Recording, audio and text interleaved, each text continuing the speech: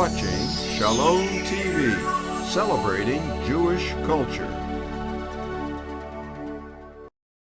Funding for Shalom TV has been provided by the following.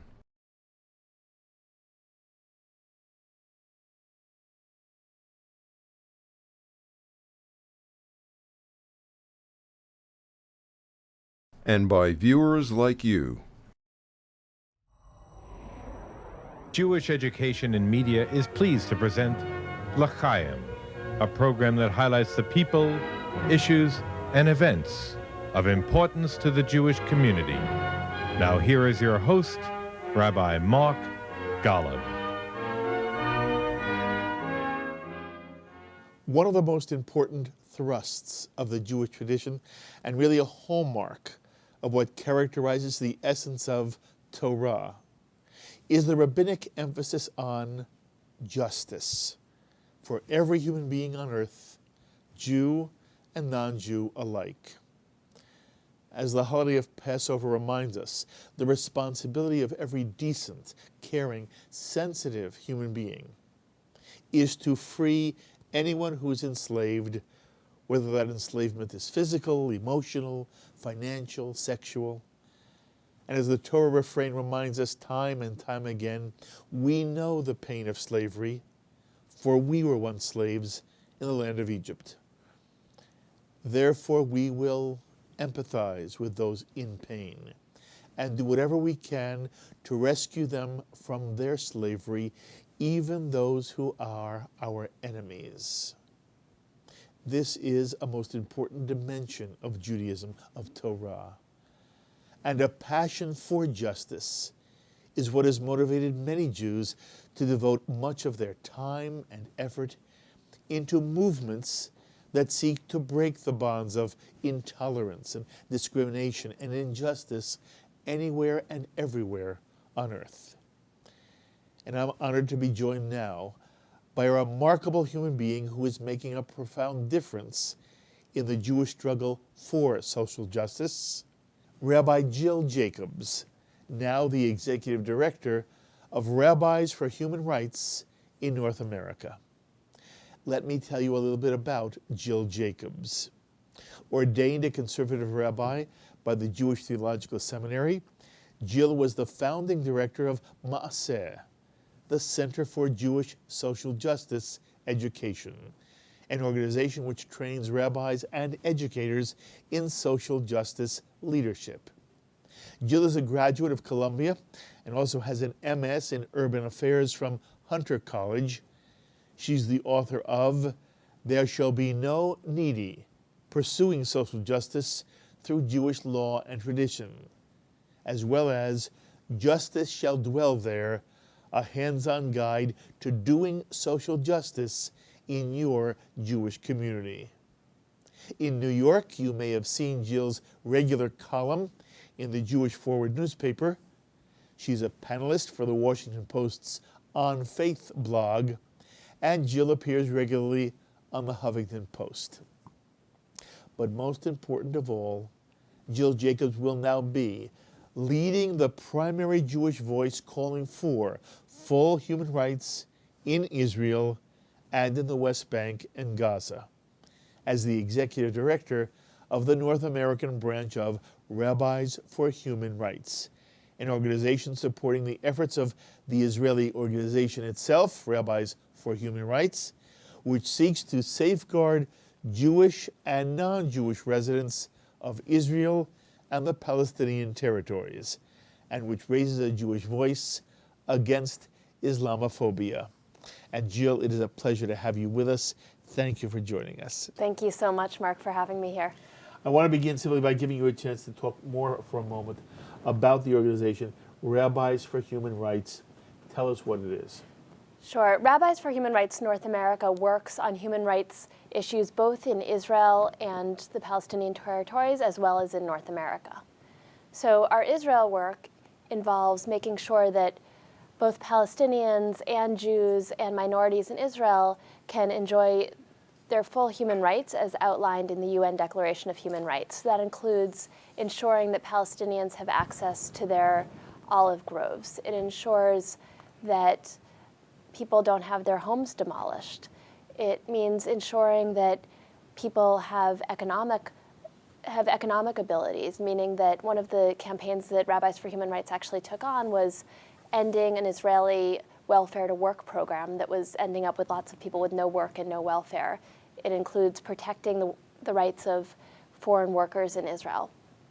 In North America, our work involves stopping state-sponsored torture. It involves ending human trafficking. It involves, as you mentioned, ending Islamophobia. It involves ending indefinite detention. So we're very focused as rabbis who live in North America and have deep connections to Israel to making sure that both of the places where we have connections to are places that safeguard the human rights of all residents.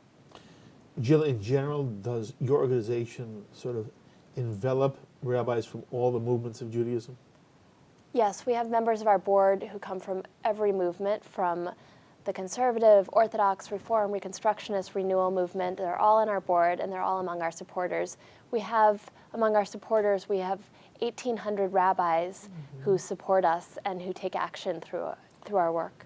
Do you feel your own Jewish upbringing had any influence in the way you approach these issues? I grew up with a very strong Jewish upbringing. My family was very involved in our conservative synagogue. I did USY. I went to Jewish camp. That said, it really wasn't until rabbinical school that I connected social justice to Judaism. I knew, of course, to bring coins for tzedakah, but we never once in all of my years of Hebrew school had any conversation about where the tzedakah money went. I had no idea. I still don't know where it went. And we would go out and we would call it social action days or tikkun olam days. We would go and work in a soup kitchen, but we never had a real conversation about why that was Jewish. We might have stuck a text on there. Maybe somebody would say, all who are hungry, let them come and eat, but that's not a real conversation. That just sounds like we're supposed to be nice people. And so I was actually surprised when I got to rabbinical school and started doing my own research that there was so much deeper in Judaism that I didn't know anything about. Yeah, I wish more Jews understood the extent to which the Jewish tradition at its core addresses the issues you're talking about, yes? People in rabbinical school spend so much time focusing on kashrut and Shabbat and ritual practice because that's what rabbis get asked about. Almost nobody ever comes to a rabbi and says, can I talk about how much to pay my workers? Is this organization viewed as a controversial organization in the Jewish world? There are certainly some people who find some of our Israel work, specifically our work in the Palestinian territories, to be controversial. Because? There are some people who can't separate the call for the human rights of Palestinians to be protected from calls for any specific peace deal. Rabbis for Human Rights doesn't take a specific position about where exactly the line should be in the peace deal. In terms of a two-state solution? We support a two-state solution, but we're not getting involved in whether this part of Jerusalem should be in or out. We're not drawing the line. What we're interested in is making sure that everybody's human rights are protected. And for some people, it's too difficult to think about the human rights of Palestinians, or often it's too difficult to think about Palestinians as human because it's much easier to see Palestinians all as terrorists or as potential terrorists. And I think that's one of the challenges that Rabbis for Human Rights can help the Jewish community to deal with, to say that we as a community support a state, a Jewish state, that also is an occupying power and that has people who are living under occupation. And we need to make sure that, first of all, that we work toward a plan that will take us out of the position of being occupiers, because that's not sustainable in the long run. It's not safe for Israel. It doesn't allow for a safe and secure Jewish state in the long run. And second of all, we have to separate between legitimate questions about Israel's long-term security and the need to protect human rights for Palestinians. It seems to me that what you have just articulated is something that represents what the Israeli people believe in. Of course, in every society, including within the Jewish world, there are some people who tend to make generalizations, who get frightened, and who say things of a negative nature about another group. But the overwhelming number of Israelis I've encountered, and this is where you'll tell me if I'm being naive or you think I'm wrong, the overwhelming majority of Israelis I speak to, of all generations, including young Israelis who I interview all the time, tell me, number one, they do not hate Palestinians. They have Palestinian friends. They believe that they can ultimately live in peace with the Palestinians, and that the entire Israeli society is set up with checks and balances where in the ideal, are there always abuses? Of course, but in the ideal, the state of Israel itself is committed to a system that protects people's rights, whether they live in Israel, whether they're Jewish, whether they're Arab, or whether they live in Ramallah, or whether they live in Gaza. That doesn't mean there aren't problems. But it seems to me that anybody who understands what the vision of Israel is would be very comfortable with the way you articulate the vision for your organization. There are a couple of questions there. One is whether people who agree with this vision of Israel would be comfortable with the organization. I would hope so. I hope that everybody who wants to see Israel as not only as a democratic state, but as a state that lives out Jewish values and that is a model for the world, is comfortable with Rabbis for Human Rights, because we're pushing Israel to be the best place possible. And there are Israelis who are doing the same thing. Of course, there are so many Israelis. Exactly. Yeah, that's something that doesn't get seen that much in the United States. Right. There are Israelis, there are a million amazing Israeli NGOs that are doing incredibly brave and courageous work in pursuit of a better country. In terms of the question about whether the systems are set up to protect human rights, and it's a question of a few bad apples, that's often the way it's phrased, I don't think that that's the right analysis. We have a system of checkpoints that largely is not about making sure that the wrong people don't get in. It's largely about collective punishment. It actually does very little for security. We have situations like in Hebron, where we have a few hundred Israeli settlers who are living in the middle of a city that Palestinians now can't even walk down the street. There are Palestinians who actually can't leave their homes through the front door in Hebron because the city is set up to protect the few hundred settlers who are there. We have Palestinians who can't walk from their homes to their olive trees that they own because there's a wall. So those are systemic issues. Those aren't about a few bad apples here and there. You know, I just spoke to a member of the IDF, a young woman, I don't know, maybe 30 years old. I think her rank is major. The rank is irrelevant. She serves in a base on the West Bank. And she was describing what her work is. She describes how 70% of her time and all the other people on her base who are involved in medical services, 70% of their time is spent serving Palestinians. That at checkpoints, Palestinians will come with some kind of malady because they know if they reach the checkpoint, the Israeli checkpoint, the Israeli army will protect them, take care of them, bring them to an Israeli hospital, and they would rather ultimately be taken care of by an Israeli doctor at a checkpoint than go to the hospital in Ramallah. And I say to this woman, 70% of your time is spent with Palestinians. And she said to me, and you understand, when we get a call, we don't know who we're going to take care of. We don't know who we're going to find. And if it's a Palestinian, they get the exact same care as they would if they were a Jew. And my reaction is that that's a story that's not told.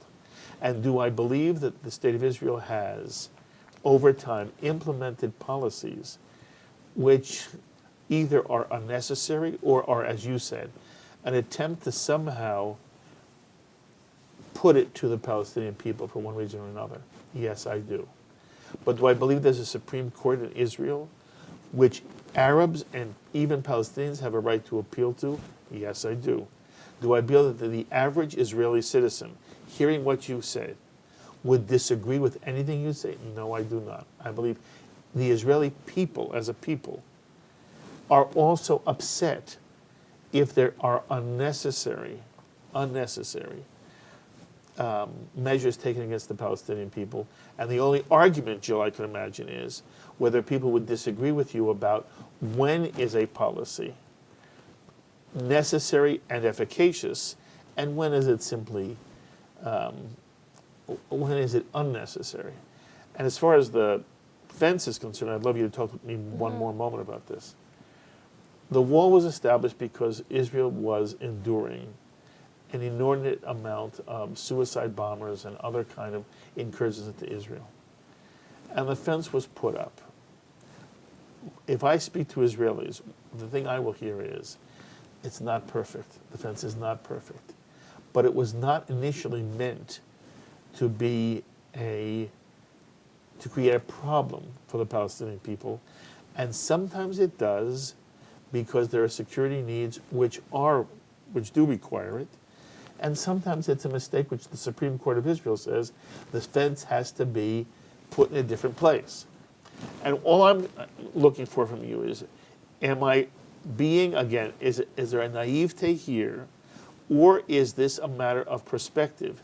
And your perspective is, it's critical for the Jewish world to be as sensitive as possible to the Palestinian community. But don't ever think that that is not something Israelis don't care about also.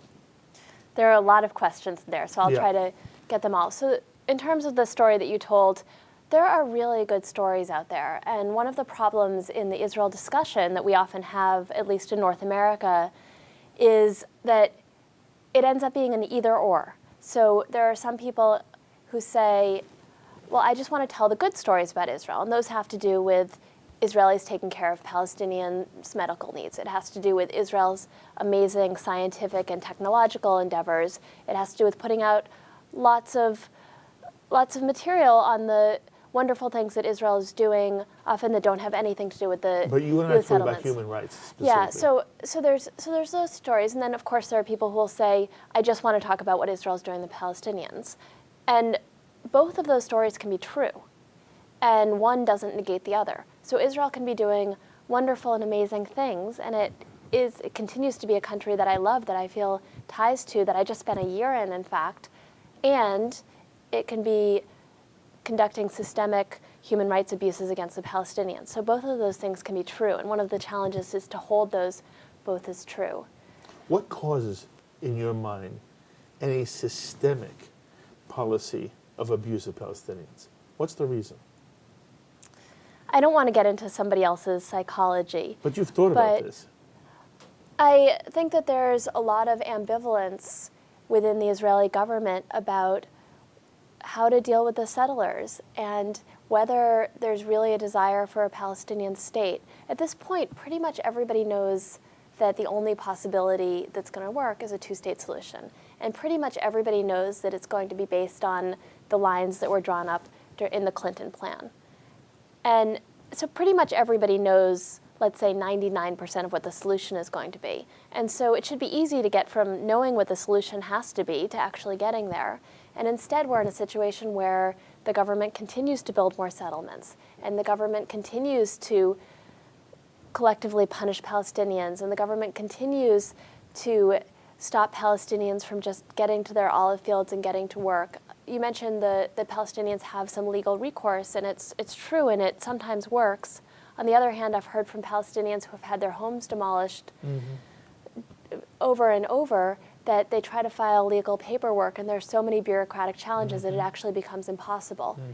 And when I was in Israel, I guess it was about 10 years ago, I was doing some work in a low-income Jewish neighborhood in Jerusalem, and people were doing all sorts of illegal building. Jews, they were building, their son or daughter would get married, and they'd build an addition to the house, they would build an extra little room. Sometimes they would get notices, or they would get fines, or they'd get brought to court. Nobody had their house demolished. So there are two different sets of standards going on. Do you feel that the reason we don't have peace is more the fault of the Israeli government than it is the Palestinian community? I do. I believe that certainly both sides have had missteps and have done the wrong thing and have made huge mistakes on purpose or not on purpose along the way. So everybody is at fault. You know, the classic joke about the Middle East is you're wrong and you're wrong too. And I think that's often true. At the same time, I believe that the people who have the most power have the onus of taking the first step. What would the first step be, for example? Well, for one thing, to stop the settlements. That's the first thing that the Netanyahu government certainly has to do. And then to get back at the table. That's what the Palestinians are asking for. And we certainly know from the papers that were just leaked that the Palestinians were ready to give up on a lot. They were ready to give up on the right of return. They were ready to give up on some of the claim to Jerusalem, certainly the claim to any part of Jerusalem that's Jewish. They were ready to give up on a lot. And the Israelis haven't been so quick. When I look at the situation, I say to myself, if there is an honest desire for peace within both communities, there is so much to be gained from a peace agreement. To say there's so much is even an understatement. Yeah. And I say to myself, were I in the Palestinian position, there's nothing right now that I would say is a precondition to sit with the Israelis and hammer out a peace agreement. And if Netanyahu said to me, I'll come to Ramallah, I'd send him an invitation the next day. Or if Netanyahu says, as he has said, come to Jerusalem, I'd be in Jerusalem the next day.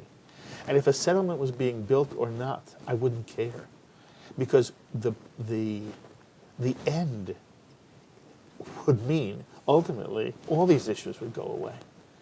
There would be no problem about a Palestinian going to his olive grove because there wouldn't be a need for a fence. And I don't understand why there should be any precondition. And, I try to understand the mentality of both sides. But I don't see, the one thing that you've said that I would disagree with is that the Israeli government is more at fault than the Palestinian Authority. And I understand when somebody sits in the chair you're sitting in and says to me, Mark, here's the problem. The Palestinian Authority doesn't even represent the entire Palestinian people. I've got Hamas in Gaza. Hamas is certainly not the PA, and their entire charter is the destruction of Israel. And there's no way for me to make peace with a group who at the moment does not represent the people who I want to make peace with. But that's from the Israeli perspective. What I'm saying is if I were a Palestinian, it would, even if I wanted the settlements not to be built, they wouldn't be a reason for me not to come and sit and talk. And I wonder how you answer that for yourself. In the ideal, if you would say, in the ideal, let's stop settlements.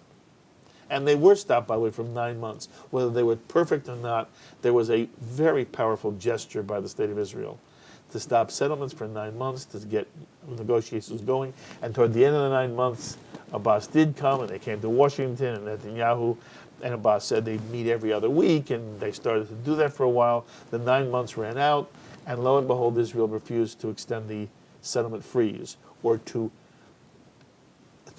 begin another settlement freeze, depending on who you talk to. But if I'm a Palestinian, and I'm already talking to Netanyahu on an every other week basis, I would do that until, and Netanyahu says, lock us in a room. That's Netanyahu. Lock us in a room. We won't come out. His metaphor was until the white smoke rises, a reference to what happens when they try to pick a pope. If I'm a Palestinian leader and I'm serious about peace, Jill, put me in that room with Netanyahu. I don't care what's going on the West Bank. Just, we'll settle this. Bring Obama over, or Clinton over, anybody. Bring me Sarkozy. I don't care who, and we'll work it out. And so I don't understand why you feel that the onus is more on Israel than is on the Palestinians. I see the continuation of settlement growth as a statement that we're not really ready to make peace, because what the settlements are doing is they're putting facts on the ground. When there are more and more people on the ground, well, it's harder to move them. And it's a way of saying, well, we don't actually expect to move these people in the next 1, 2, 5, 10 years because we're letting them set up new homes. We're letting them build schools. We're letting them build synagogues. We're letting them set up infrastructure. We're sending water their way. We're having the Israeli water company supply them with water. We're having the electricity company supply them with electricity. We're putting infrastructure on the ground, and the more infrastructure there is, the harder it is to pick up. If I'm the Palestinian, I will go sit with the Israelis, and I will see if, in fact, what they say to me is true. And what they say is the following. We tore down Yamit. We gave up Gush Yatif. If it's necessary, we'll pick up every Israeli and move them off the West Bank. Incidentally, do you believe the West Bank in an ideal form, ideologically, should be Judenrein? Or if the Palestinians said, Jews can remain on the West Bank as long as they live under Palestinian sovereignty, in your mind, should Jews have that right? In an ideal world, Jews who want to live in the Palestinian state can Right. be Palestinian citizens. Would it In upset the- you if the Palestinians didn't allow that? I think it would be understandable, and I think in the short term it might not be feasible, especially since the Jews who are living there are ones who ideologically want to be there and don't want a Palestinian state. So it's difficult to accept citizens who don't actually believe in the existence of your state. I'd like to look 20, 30, 50 years down the road and say these could be like America and Canada. You're right. We could have the same deep trading relationships, deep economic relationships. People can go back and forth. If there's a peace deal tomorrow, I don't know that we're going to be there tomorrow. But are you saying conceptually you would argue for that? Or are you simply saying realpolitik may be that we have to give up Jews living under Palestinian sovereignty? I'm saying in a real world that we'll probably give up Jews living under Palestinian sovereignty. I don't know what will happen 50 years from now. Mm-hmm. You know, there's some people who say that there are Arab Israelis who really don't want to be Israeli citizens. I don't want to strip them of their citizenship. Israel isn't stripping them of their citizenship. Why can't there be Jews who, by the way, in their heart, they really always will dream of one day the Davidic kingdom and the Solomonic kingdom extending on both sides of the Jordan River. But in the meantime, if they are willing to live under Palestinian sovereignty, why would it be wrong for Palestinians to let them do that? And there's something about it that does not seem to be balanced. And the Jew who fights for social justice is fighting for social justice in some idealized form. And then it seems to me you're being forced to compromise something which ideologically you would not be comfortable with. We live in the real world, and given who the settlers are, when I think about, let's say, somebody who's currently living in Hebron, a Jew currently living in Hebron, living in that city, staying in his or her home under Palestinian sovereignty, I can't imagine it turning out well. I can't imagine that person agreeing to pay taxes. I could imagine violent conflicts. And so you don't want to even give it a chance, though. it's going to be the decision of the Palestinian state, just like it's the decision of Israel to who can become a citizen of the state of Israel. But Israel has Israeli citizens. Arab Israelis sit on Israeli courts. Of course. They have a party in the Knesset. Right, and Arab Israelis have a very different relationship to Israel than Jews who are currently living in the Absolutely Palestinian right. territory. So I think that maybe 50 years from now, we could have a different situation. But if for Israel, right now, if Israel had ever said that in '48, I would have been aghast. If Israel had said to its Arab population in 1948, we can't have any of you live here, in 50 years maybe, I would have been aghast at the state of Israel. And I don't know why you wouldn't be as aghast of the Palestinian community. well, we're talking about different populations. In 1948, we're talking about populations of Arabs who have lived there for generations. And whereas right now, we're talking about Jews who have moved into the Palestinian territories in the last 40 or so years, right, or less, for a very specific ideological purpose. Not all of them, by the way. There are many people who live on the West Bank not for extreme ideology that probably neither you nor I are comfortable with. And there are many who live on the West Bank who do so because they believe it's a lovely life and it was a less expensive life. Not only less expensive, but subsidized often. Right. In fact, our nanny last year got 100,000 shekels from the government to buy a home on Har Homa. She wasn't an ideological settler. Right. And the vast majority of people who live in the settlements are there for economic reasons. And they would, if they wanted to stay, they wouldn't be the kind of community that you're talking about in Hebron, which is a specific kind of community within inside the Jewish world. But the vast majority of Israelis are not ultra-Orthodox, who are there because they believe God gave us this land and we have every responsibility and right to be there. Most of the Israeli people, most of American Jewry, is not sympathetic to that ideology. But there are many Israelis who live on the West Bank who, if they were given the chance to live under Palestinian sovereignty and accepted it, maybe they wouldn't accept it, would never create a problem for anybody. And what's issue here is the Palestinian isn't making the distinction you're making. You make a profound distinction, and I appreciate it. But that's not what drives the Palestinian decision that there shouldn't be a Jew there. If there was a lovely Jew who would give them no trouble at all, the Palestinian still doesn't want that Jew there. Well, I think, of course, I can't say what every single person would do. For the people who are living on Har Homa or who are living in some of the settlements because they're bedroom communities to Jerusalem, they're living in Ma'ale Adumim, they're living in all these places, for the vast majority of them who are there purely for economic or convenience reasons, if you said to them, do you want to be living under Palestinian sovereignty? They would say, no, I'm an Israeli citizen. What are you talking about? Right. They would be really angry if they're losing their whole investment in their home and if they're losing a huge amount of their wealth if we don't have other economic alternatives for them, but if they have to leave. But they don't want to be Palestinian citizens. Mm-hmm. And so the people who would try to stay most likely would be the ones who are there for very strong ideological reasons. They would be the hardcore people. And that would be, I think, an impossible group of people to absorb. Okay. There was just a study done. Mm-hmm. You and I are talking right now. Two events have occurred recently. One, Judge Goldstone wrote an op-ed piece in the Washington Post where he said the Goldstone report, which was extraordinarily critical of Israel, and said that Israel had a formal, premeditated policy during Operation Cast Lead of going after civilian targets. And Justice Goldstone now said that was wrong, that he has now learned that Israel never had such a policy, and he wished he hadn't written it in his Goldstone report. We're meeting after that, and we're also meeting in the shadow of the tragedy at Itamar, where Palestinian terrorists murdered 5 Israelis in the middle of the night. And then a study was done recently of Palestinian attitudes towards Itamar.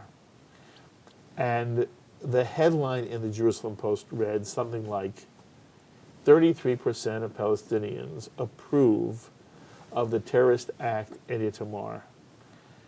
And when you talk to Jews who are less sympathetic to your position, what they always say is, there's a mentality in the Palestinian world where a tragedy like Itamar occurs and they're handing out cookies and cakes celebrating the butchery of 5 Israelis.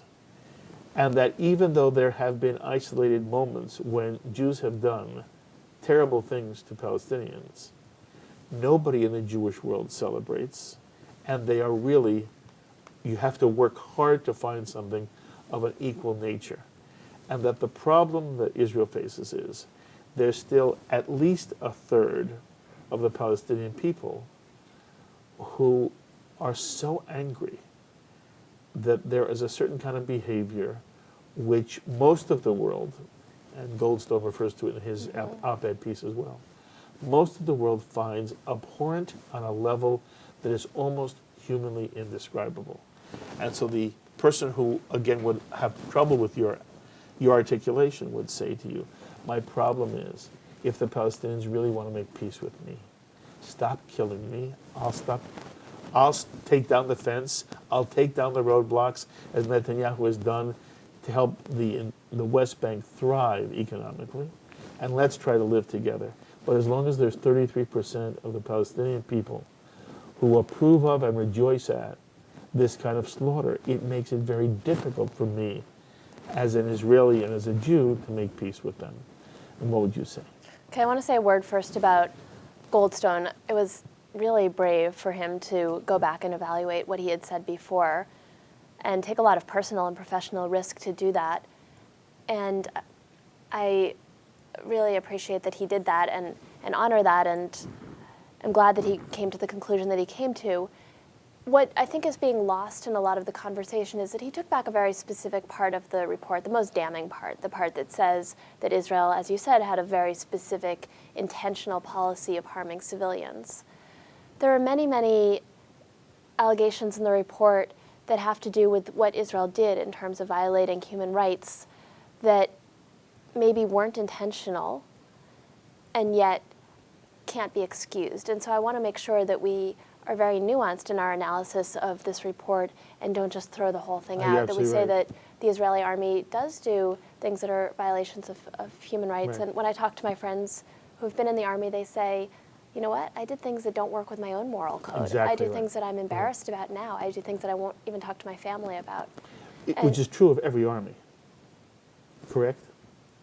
It's true of every. It's true of the American army. Of course, yeah.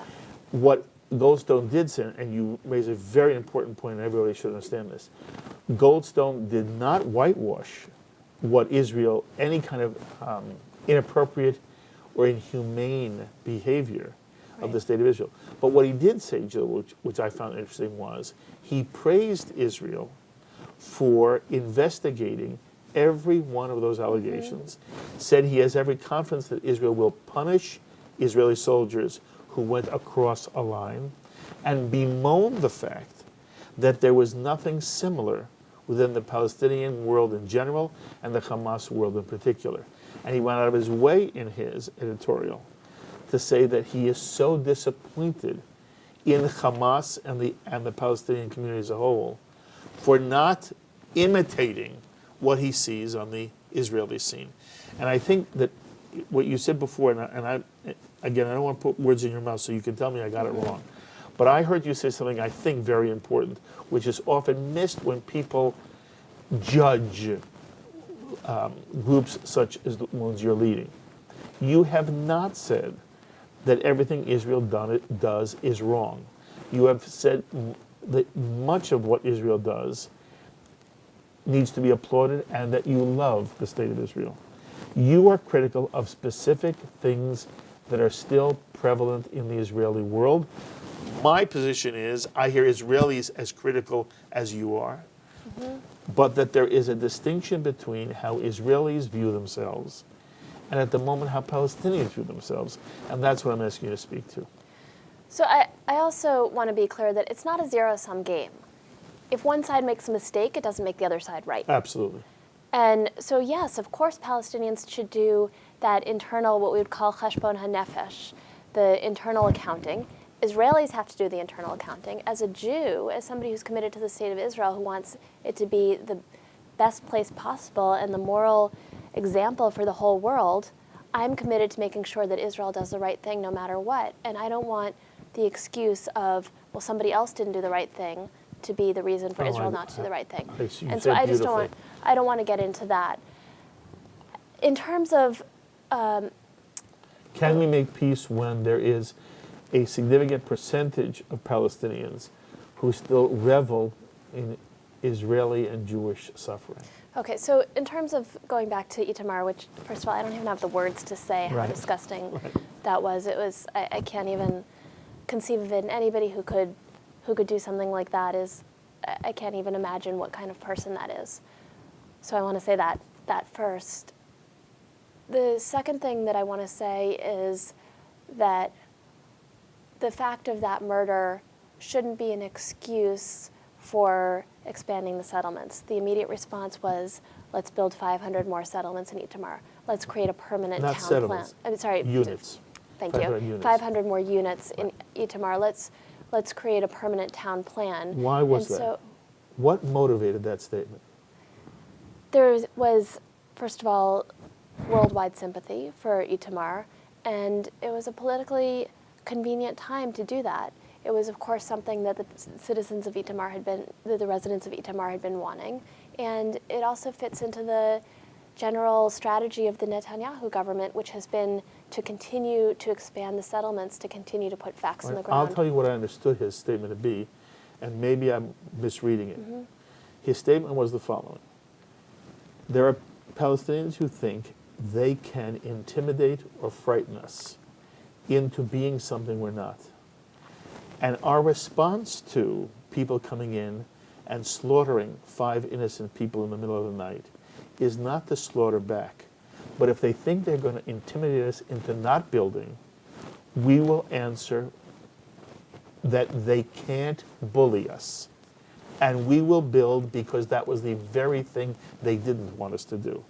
Now, I'm not saying, I said to myself, I don't know why it's necessary at the moment to go into building. But I understood the mentality that said, if you're going to kill us to try to stop us, it won't work. And the response was, we're going to do exactly what you didn't want us to do and why you think you're going to stop us by killing 5 people. Not because this was an opening to do something. It was a conscious answer to blood. And instead of responding in blood, they were going to respond with building. And I sort of sympathized with that. Well, that response is almost assuming that it's the Palestinian Authority that's commissioning this murder, which of course they didn't, and by all accounts they're cooperating in helping to find the person who did it and prosecute that person. The response to a murder, to a horrific murder, is to arrest the person, to find and arrest the person, to try that person, and ultimately, assuming the person is convicted, to give them the appropriate punishment. Your insight earlier that there may be something correct about letting Jews live on the West Bank in a Palestinian state, but there's a real world to deal with. I thought you made a very good point. In some way, it's the same point in reverse for you here. That you are right in some ideal way, but I understand the Israeli reaction, which is, we're not going to kill you back. But if you're trying to intimidate us, it won't work. And I don't disagree with you that really what it is about justice. But it didn't upset me like it upset you. I understood it.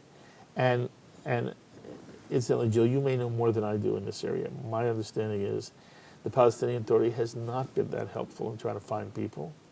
And there was no condemnation of the act by the Palestinian Authority in the Arabic language, in the Arabic newspaper, and in the Arabic media. That while certain things were said in English, there was no leadership in the Palestinian world which said in Arabic, this is unacceptable. And if I'm an Israeli, that bothers me. As a Jew, it bothers me. I don't read Arabic, so I can't answer that for sure. I do know that I saw actually a different poll that, or it wasn't a poll, I saw one of the newspapers had somebody just standing in a random town in the West Bank interviewing people, and the response to the Itamar murders was unequivocally, that's the most disgusting thing I've ever heard. And so with polling, with any polling... This poll was done by the Truman Institute and Institute in Ramallah. It was a joint where 2,000 people were interviewed, both by a group out of Jerusalem at the Hebrew University, and out of Ramallah. And there was an attempt to really do something serious here. And 33% is not small. By the way, Right. 67% were opposed. I think that's significant also. Right. And I don't only want to talk about the 33%. I want to talk about this. I don't think at some point in the recent past, you would have had 67% of Palestinians up saying it was inappropriate, disapproving. But the fact that 33% still approve just indicates how far yet we have to go. Right, there's certainly a long way to go. And I also want to say that when Israel responds as it does by continuing to build settlements, in some ways, it often just leads to an angry response. That's not to justify the response, I want to be clear, but in many ways we can say that the reason that Hamas has gotten so popular, the reason that Hamas was able to take over Gaza was because people felt like they were out of hope. They felt they were so angry, they'd been living under horrific conditions for so long that they were able to accept Hamas, even though the people in Gaza are not religious fundamentalists. They're not interested in the kind of more right-wing Islam that Hamas brings. However, they were so angry that they were able to accept Hamas, and that's not to justify Hamas in any way, but it's to say that that's in some ways a natural reaction. And I believe that the best way to stop Hamas's power is to make the West Bank one of the best places to live. I agree with you. But my understanding about Gaza is different than yours, and again, you may have other information. But my understanding was, in Gaza, the reason why Hamas won was because the Palestinian population in Gaza was fed up with what they considered to be terrible corruption within the Palestinian Authority, and Hamas had done an excellent job in providing social services. It was not a political statement vis-a-vis Israel at all. It was an anti-Palestinian Authority vote. And what's interesting now is that Abbas is reaching out, trying to create some kind of bridge to Hamas, wanting there to be a new election, and Hamas will not agree because Hamas thinks it will lose. So that my perspective on that whole issue is colored differently from what I've understood to be true. But I think I want to come back to your overarching point, and I wish this could go on forever, but I want you to begin to sum up. I think the most important thing you're saying, and why I have enormous regard for what you're doing, is that you are saying there is a better Israel that both Israelis and Jews worldwide want, and that your goal is for there to be a peaceful resolution where Palestinians and Israelis both enjoy a degree of justice and humanitarian caring that will be good for both communities. And I don't hear you saying you only care about Palestinians. What I do hear you saying is you care about Jews and Palestinians because we are all human beings and you want the best world for all. Am I hearing you correctly? You're hearing me correctly. And of course, the other piece of it is you could ask, well, why?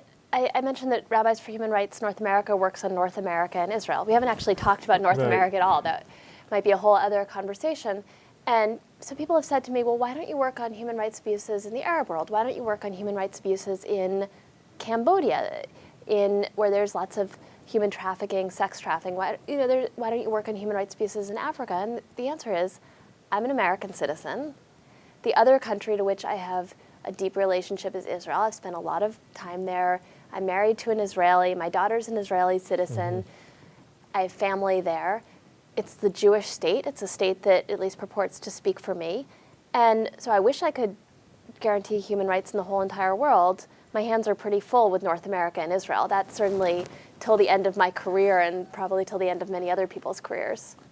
I wish you kol tuv v'hatzlacha, and I hope you'll permit me to invite you back many times to talk about the things that are important to you. Extremely well done. Thank you so much for this time. Thank you so much for having me. Thank you. Thank you. And those were the thoughts of Rabbi Jill Jacobs, the Executive Director of the North American branch of Rabbis for Human Rights. I hope you enjoyed meeting her and hearing her perspective. As always, I invite you to be in touch with me with any thoughts or comments you may have. Please email me or write me or post on our Facebook wall or tweet me. I look forward to hearing from you. And so until the next time, I'm Mark Golub. Be well, my friends.